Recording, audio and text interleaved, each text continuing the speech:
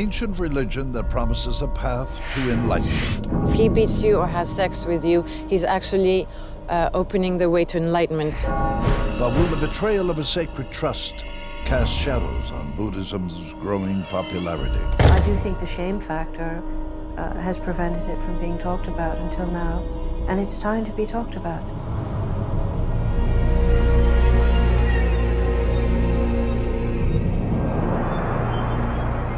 Buddhism began when a man named Siddhartha Gautama, later known as the Buddha, sat under a tree more than 2,000 years ago until he reached enlightenment. Among his teachings are moral precepts to guide others on their path. They call for purity of mind and self-restraint, call for followers to not harm others and never take sexual advantage of them. Advice followed rigorously by most devotees. As Buddhism reached into the West, new followers sought the old knowledge of Tibetan teachers, or lamas, to guide them on the path to spiritual awakening. For many of us, Tibetan lamas were quite simply the most impressive people we'd met. Who do not have such a great Speak or act with a pure mind, and happiness will follow. Sogyal Rinpoche is one of the most famous Buddhist lamas. He had a starring role in Bernardo Bertolucci's film Little Buddha and has a best-selling book to his name, The Tibetan Book of Living and Dying. His title, Rinpoche, literally means precious one. He's a very good speaker, a good charisma, a good vocabulary, English vocabulary, sense of humor, and it was always nice to see him acting. Guy, a former Air France pilot, gave all his spare time and considerable money to support the teachings of Sogyal Rinpoche. Eventually, his daughter Mimi followed him into Sogyal's world. If you're very close to him, you're considered to be have a very good karma, and there is a competition to prove that somehow, that you have this closeness. It didn't take long before Sogyal noticed Mimi and invited her into his inner circle of followers as a personal assistant, into a circle of young women who catered to all the master's needs. We are allowed into that circle when we've shown that we're ready to do absolutely everything.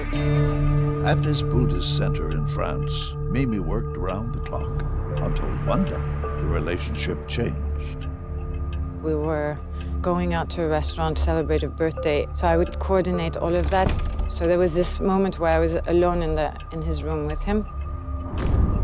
And then he said, undress. And having been only for 2 months working as an attendant for him, I just considered it to be another test of devotion. A test of devotion to a Lama with a reputation for a style of teaching known as crazy wisdom. In Tibetan Buddhism, a master who possesses this wisdom can use wild and unconventional methods to open students up, methods that can lead to confusion and abuse. Some masters who have this crazy wisdom use beating as a way to open your chakras and open you to your enlightenment. So you can be thrown stones at, and whatever he hits you it's a blessing. If he beats you or has sex with you, he's actually opening the way to enlightenment. After that, he very specifically asked me to swear never to speak of it to anyone, and to be clear that it is a very beneficial moment for me to have this connection to my master, and that anything that I might do against it, or if I talk about it, would sever this connection. That connection is sacred. In some traditions, students take a vow known as samaya. They promise to follow the master wholeheartedly and never speak of anything that happens between them. It is subverted as a threat that if you break your samaya, you will end up in the Vajra hell for countless aeons, and you will burn in the fiery furnace. And there are other things like that as well, like, you know, it's bad for your karma. To see the Master not as a human being, but as the Buddha himself, is the source of the highest blessing. A group of people placed him on the throne, if you want, and gave people what they wanted. The first way was to give money, then the other possibility was to give all your time. And the third possibility, if you were young and beautiful, was to accept being in the inner circle of the so-called master. He was absolutely flagrantly promiscuous. Sogyal Rinpoche came to the West as a refugee after the Chinese invasion of his country, a Tibetan exile in search of a new life. His rise to fame coincided with a time when young Westerners, alienated from their own culture, turned to the religions of the East for answers. Buddhism seemed to be a beacon of light for many of us. It seemed to be unsullied by the sort of problems we associated with our ancestral religions. And all of that caused us to project an enormously beautiful light on Tibetan Lamas. It was the purity of Buddhism's vision that New Yorker Victoria Barlow sought as a young woman in the 1970s, only to find herself deeply betrayed by the very teacher who could help her. In 1976, she began a sexual relationship with Sogyal that lasted for months. It was inconceivable to imagine that this teacher that is supposed to teach me how to be enlightened would just be out for a quick lay. Teachers were supposed to bring her peace of mind. Victoria spent a decade in India and the United States exploring the world of Buddhism to find a way to heal the wounds left from a childhood scarred by sexual abuse. I think that people who are sexually abused or have been victimized are inclined to need spiritual guidance more than other people. So there's a double whammy. There's a person who's been abused, been victimized, reaches out for spiritual guidance and doesn't know how to trust, or the correct person to trust, and then gets re-victimized. Re-victimized by a young Sogyal, known as the reincarnation of a Tibetan Lama whom she'd gone to for advice in New York City. As I sat there, he sat next to me and he started caressing my cheek and, saying, "You're so special," and I didn't know what to think. It was all so incredibly fast and unexpected, and not what I expected of a Tibetan Lama. I just thought, whatever he does, it's a blessing. Just sit there and accept it. If any other man had done that to me, I would have just pushed him away.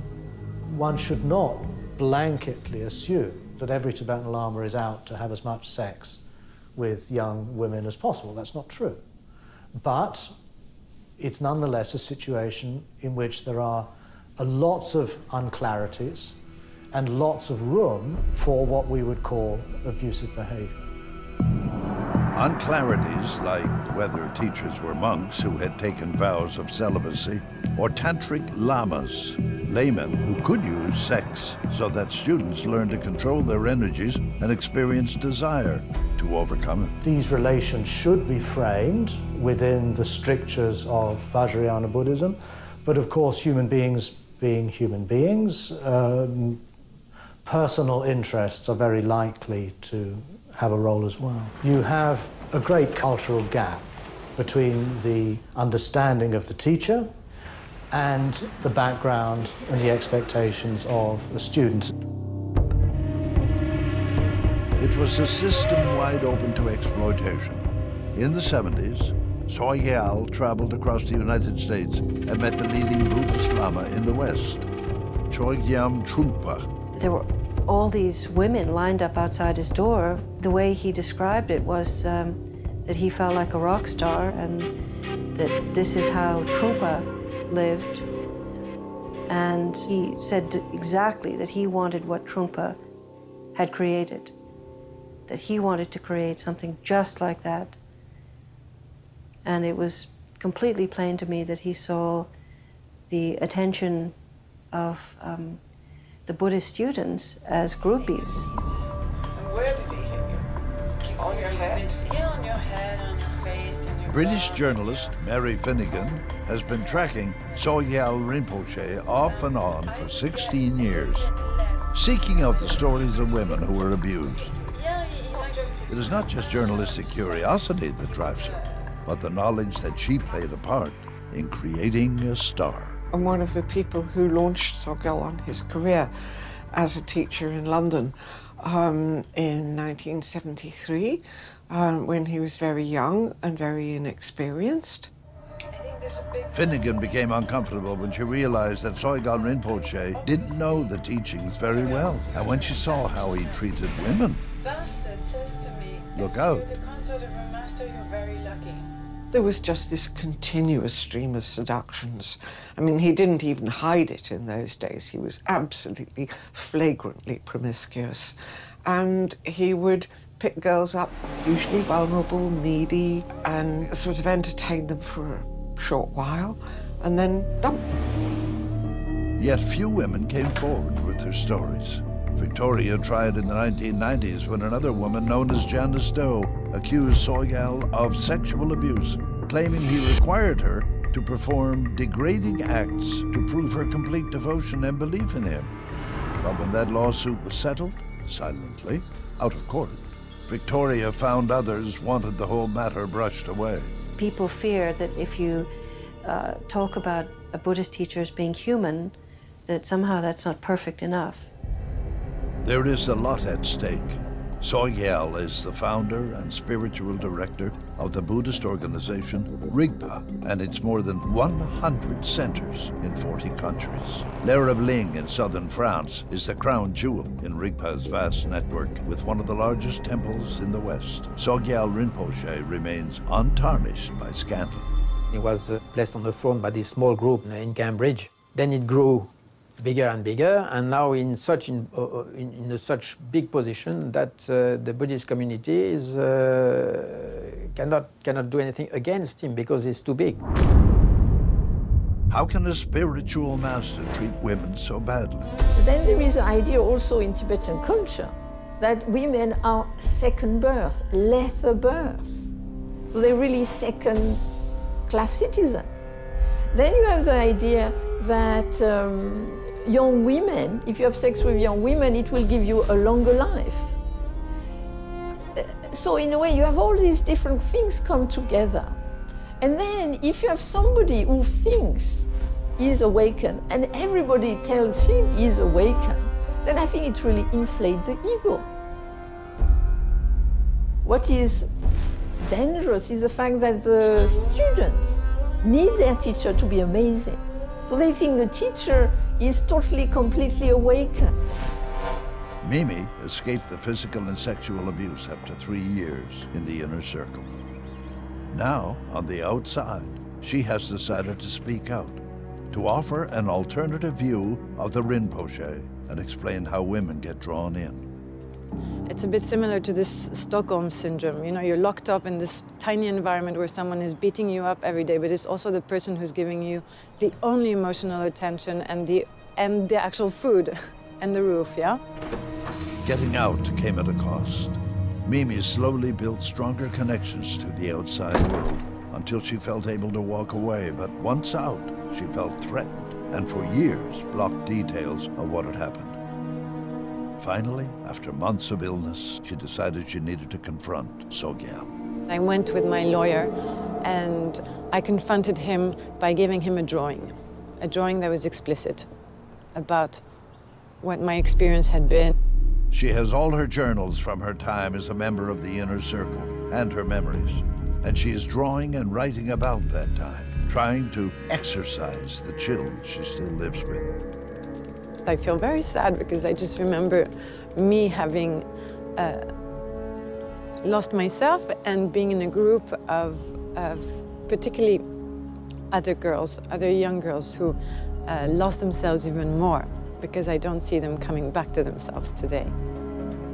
Despite growing suspicions about the master, Mimi's father had no personal knowledge of sexual abuse until he learned what had happened to her.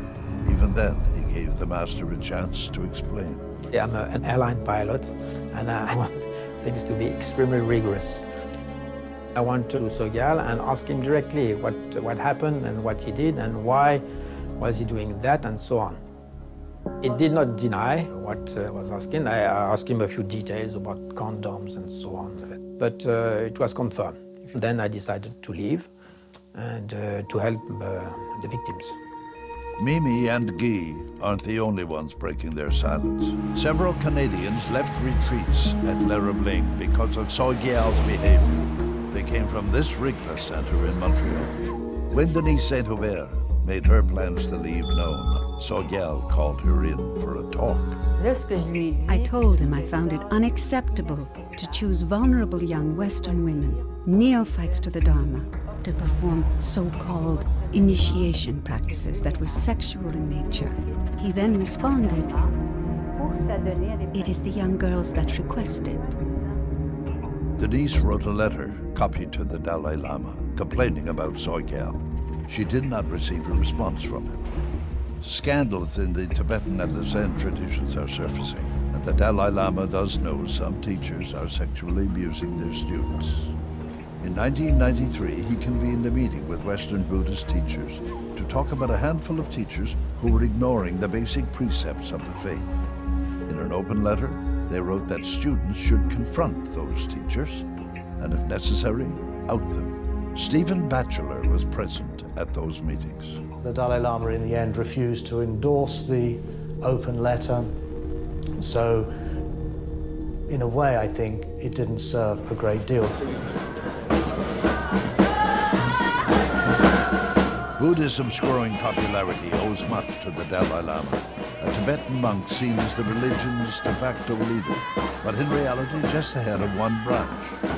Even though he has little authority, some believe he should speak up. So far, he hasn't.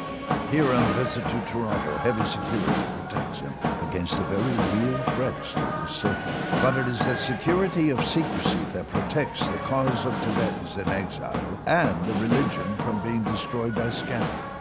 It is that secrecy that has so far protected Sogyal Rinpoche. The Tibetans close ranks around him. I mean, he's got the Dalai Lama stardust sprinkled all over him because the Dalai Lama conducted the opening ceremony of the Lerabling temple in France. And, you know, they all endorse him, they all validate him.